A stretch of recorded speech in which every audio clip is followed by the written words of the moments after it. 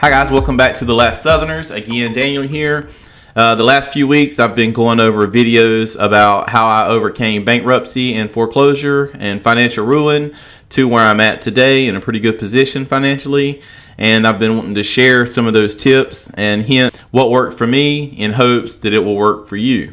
Alright, this week we'll talk about how I invest my money. So once I got out of debt, I was looking at how people that are not obviously stock traders and financial investors, how the average person invests money.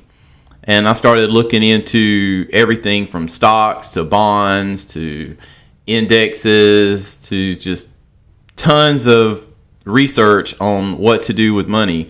I didn't know whether to get into real estate or just basically a savings account or what. So after researching several different resources, I landed on mutual funds and I learned about the power of compound interest. So what is a mutual fund? The S&P 500, for instance, is basically the top 500 companies in the United States over several sectors that have been proven successful and sustainable. And I'll break down some of the different sectors at this time. So first off, information technology, healthcare, consumer spending, communication services, financials, industrials, retail staples, utilities, real estate, and raw materials. So you can see by investing in several different sectors, instead of putting all your eggs in one basket, you're safer and you have a better chance at long-term growth without facing possible disaster.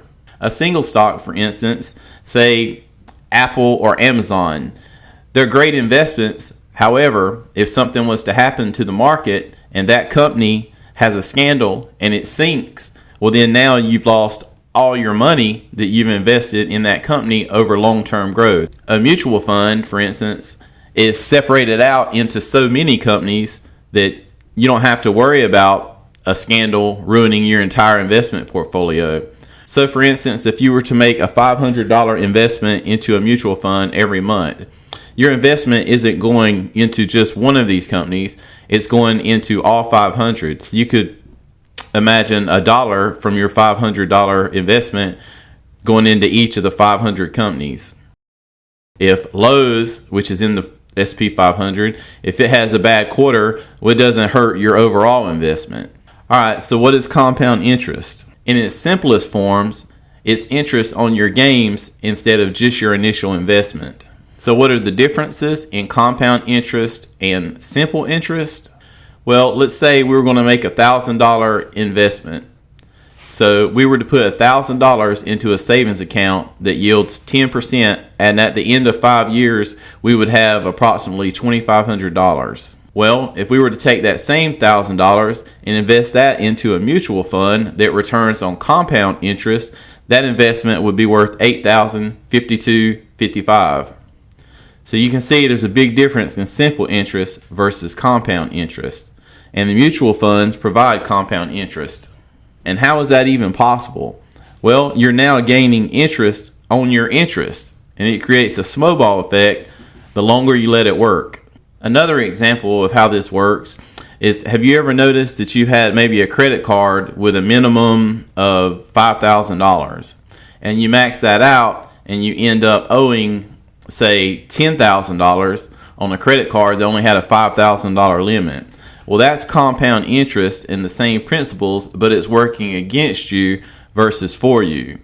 With mutual funds and investing, we want to turn that snowball effect around so that we're gaining that interest versus losing that interest. A good quote on this is by Albert Einstein. He said that compound interest is the eighth wonder of the world. He who understands it earns it, and he who doesn't pays it. And I agree with that. However, if you don't want to take Einstein's and my advice for it, let's talk to the smartest investor of our time, Mr. Warren Buffett. Bet on America and sustain that position for decades, you're going to do better than, in my view, far better than owning Treasury securities, or far better than following people who tell you that what the farmer's going to yell out next.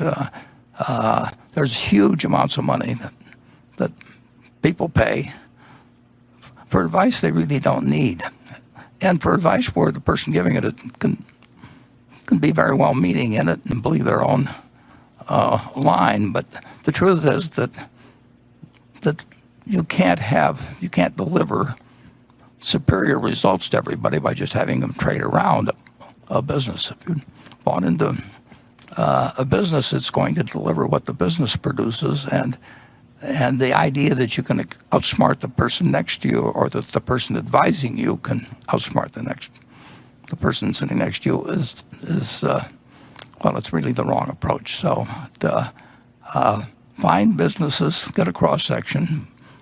In my view, for most people, the best thing to do is to own the S&P 500. Okay, so you can see for me that was validation enough. There's nothing sexy about a mutual fund. It's not going to give you super big gains overnight. It's not the next Bitcoin or internet bubble.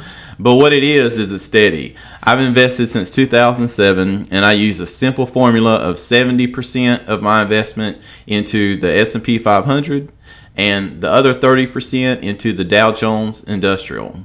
I've averaged about 16% since I've started investing. Now, something to think about with any investment, you're going to have up years and down years. For instance, in 2009, when I just started investing, we had the 2008 housing crisis. I was down, I think, 20%, and I was scared to death. I thought, okay, I just started investing, which I didn't have a whole lot of money to lose, but my first experience with investments were awful ones because the market was crashing. But I left my investment alone, and I kept buying shares, and over the next couple of years, the market bounced right back, as it has traditionally through any financial crisis. You can track the S&P 500 from its start point, and you can look at the gains over time, even with inflation, and it averages about 12 to 14%. My advice with investing, no matter how you do it, pick you a strategy, go with it, leave it alone, don't obsess over it, don't look at it every day, don't even think about it. Just leave it alone, figure out an amount that you're comfortable with. I personally, like I've told you in the other videos, I'm fine with 15% of my income. I've adjusted my budget for that, and I don't think about it, and it's building my future wealth. Again, I'm not a financial advisor. Most of us wouldn't understand financial advisors anyway if they were to talk to us, all their fancy words.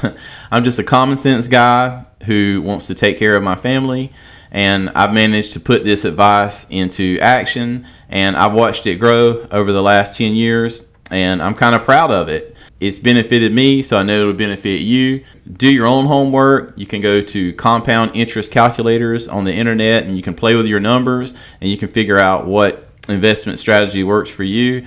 But just remember, the sooner you get into it, the better off you'll be. I started at 27. I got heavy into investments at around 32. Since then, it's really been something beneficial for me.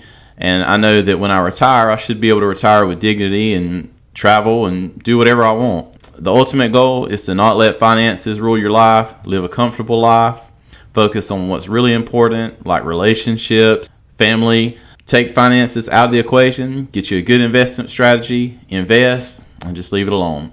All right, I've been Daniel. I hope this helps you guys. Bye.